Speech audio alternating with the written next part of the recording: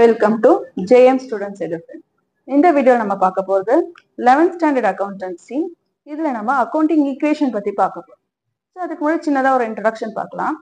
நம்மளோட டிரான்சாக்ஷன்ஸில் நமக்கு ரெண்டு அப்ரோச்சஸ் இருக்குது. நம்ம டிரான்சாக்ஷன்ஸை என்ட்ரி பண்ணுறதுல ரெண்டு அப்ரோச்சஸ் இருக்குது. ஒன்று வந்து அக்கௌண்டிங் ஈக்குவேஷன் அப்ரோச், இன்னொன்று வந்து ட்ரெடிஷ்னல் அப்ரோச். ட்ரெடிஷ்னல் அப்ரோச்சை நம்ம இத்தனை நாள் பார்த்துட்டு இருந்தோம். ஜர்னல் என்ட்ரிஸ் எல்லாம் போட்டோம் இல்லையா, அதெல்லாம் ட்ரெடிஷ்னல் அப்ரோச். ஸோ இப்போ நம்ம பார்க்க போகிறது அக்கௌண்டிங் ஈக்குவேஷன் அப்ரோச். அக்கௌண்டிங் ஈக்குவேஷன்ல முதல் அக்கௌண்டிங் ஈக்குவேஷன் என்ன? Assets equal to capital plus liability. இதுதான் accounting equation. Asset equal to capital plus liability. So இது எந்த கான்செப்ட்ல இதை நம்ம வந்து கொண்டு வரோம் அப்படின்னு சொல்லி பார்த்தோம்னா, டபுள் என்ட்ரி சிஸ்டம்ல நம்ம சொல்லியிருக்கோம் ஒரு டிரான்சாக்ஷனுக்கும் ரெண்டு எஃபெக்ட் இருக்கு.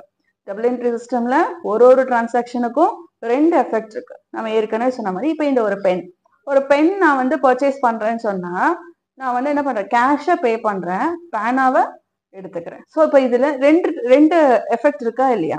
ஒரு எஃபெக்ட் வந்து டெபிட், இன்னொரு எஃபெக்ட் வந்து என்னது, கிரெடிட். ஸோ இந்த ரெண்டு எஃபெக்டும் என்ன பண்ணும் அப்படின்னு சொல்லி பார்த்தா, அசெட்ஸ் அண்ட் லைபிலிட்டிஸ்ல சேஞ்சஸை கொண்டு வரும். ஒரு டிரான்சாக்ஷன்ல வர எஃபெக்ட் அசெட்ஸ் அண்ட் லைபிலிட்டிஸ்ல எதை கொண்டு வரும்? சேஞ்சஸை கொண்டு வரும். அந்த சேஞ்சஸை தான் நம்ம என்னவா மாத்துறோம்? ஈக்குவேஷனா இங்க நம்ம கன்வெர்ட் பண்றோம். புரிஞ்சுதா? ஸோ அது பிரகாரம் தான் இந்த அக்கௌண்டிங் ஈக்குவேஷன் மெத்தடை நம்ம ப்ரிப்பேர் பண்றோம். ஸோ இங்க நம்ம பார்த்தோம்னா, இங்க நம்ம asset equal to capital plus லைபிலிட்டின்னு சொல்லிட்டோம். இப்போ நீங்க 11th ஸ்டாண்டர்ட் படிக்கிறீங்க, நீங்க எல்லாம் கொஞ்சம் புதுசா உங்களுக்கு அக்கௌண்டிங் பத்தி இப்பதான் நீங்க கத்துட்டு இருக்கீங்க. ஸோ அசெட்ஸ்னா நமக்கு தெரியும். அசெட்ஸ்னா என்னது? சொத்து. கேபிட்டல்னா என்னது? பிசினஸ்க்காக ஓனர் கொண்டு வர அமௌண்ட்ஸ் தான் என்னது? கேபிட்டல்.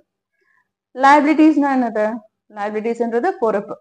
அவுட் சைட் வெளியில என்னென்ன பொறுப்பு இருக்கோ அதெல்லாம் தான் என்னது? லைபிலிட்டிஸ். ஸோ அதான் ஒரு ஷார்ட்டா நம்ம சொல்றதா இருந்தா, கேபிட்டல்ன்றது ஓனர்ஸ் ஈக்விட்டி, லைபிலிட்டின்றது அவுட் சைடர்ஸ் ஈக்விட்டின்னு சொல்லுவோம். இப்போ இதை வச்சு சிம்பிளா ஒரு சம் பார்க்கலாம். நமக்கு எக்ஸசைஸ் சம் நம்பர் 1. எக்ஸசைஸ்ல கம்ப்ளீட் த அக்கௌண்டிங் ஈக்குவேஷன் கொடுத்துருக்காங்க. இது ஒரு வெரி சிம்பிள் சம். நமக்கு ஆல்மோஸ்ட் 2 மார்க் ஆர் 3 மார்க்ல கண்டிப்பா இந்த சம் உங்களுக்கு கொஸ்டின் பேப்பர்ல இருக்கும். It's very easy sum. Assets equal to capital plus liability. அசெட்ஸ்ல 1 lakh கொடுத்துருக்காங்க, கேபிட்டல்ல 80,000 கொடுத்துருக்காங்க. அப்ப லைபிலிட்டி என்னது? அசெட் 1 lakh, கேபிட்டலையும் லைபிலிட்டியும் ஆட் பண்ணா இந்த 1 lakh வரணும். அப்ப லைபிலிட்டி எவ்வளவு? 20,000. ஓகேவா? இன்னும் சிம்பிளா உங்களுக்கு புரியுற மாதிரி நான் சொல்லணும். அசெட் என்ன? அசெட்ல கொஸ்டின் மார்க் இருந்ததுன்னா கேபிட்டலையும் லைபிலிட்டியும் ஆட் பண்ணி போடணும். ஓகே. அதர்வைஸ் கேபிட்டலும் லைபிலிட்டியும் என்னன்ற கொஸ்டின் மார்க் இருந்ததுன்னா மைனஸ் பண்ணி எழுதுங்க. இது சிம்பிள் வே. புரிஞ்சுதா? அசெட் தான் பெரிய அமௌண்ட். அசெட் என்னன்னு கேட்டா கேபிட்டலையும் லைபிலிட்டியும் என்ன பண்ணணும்? ஆட் பண்ணி போடணும். கேபிட்டலும் லைபிலிட்டியும் என்னன்னு கேட்டா என்ன பண்ணணும்? நம்ம மைனஸ் பண்ணி போடணும். அப்போ 1 lakhல 80,000 மைனஸ் பண்ணா 20,000. நெக்ஸ்ட் சம் பார். Asset equal to capital plus liability கொடுத்துருவாங்க. அசெட் 2 lakhs, கேபிட்டல் கொடுக்கல, லைபிலிட்டி 40,000. இப்பதான் சொன்னேன், கேபிட்டலோ லைபிலிட்டியோ கொஸ்டின் மார்க் இருந்தா என்ன பண்ணணும்? மைனஸ் பண்ணணும். இப்போ மைனஸ் பண்ணா எவ்வளவு? 2 lakhs வந்து 40,000 மைனஸ் பண்ணா எவ்வளவு? 1,60,000. அண்ட் அசெட் இங்க கொடுக்கல, கேபிட்டல் 1,60,000, லைபிலிட்டி 80,000 கொடுத்துருக்காங்க.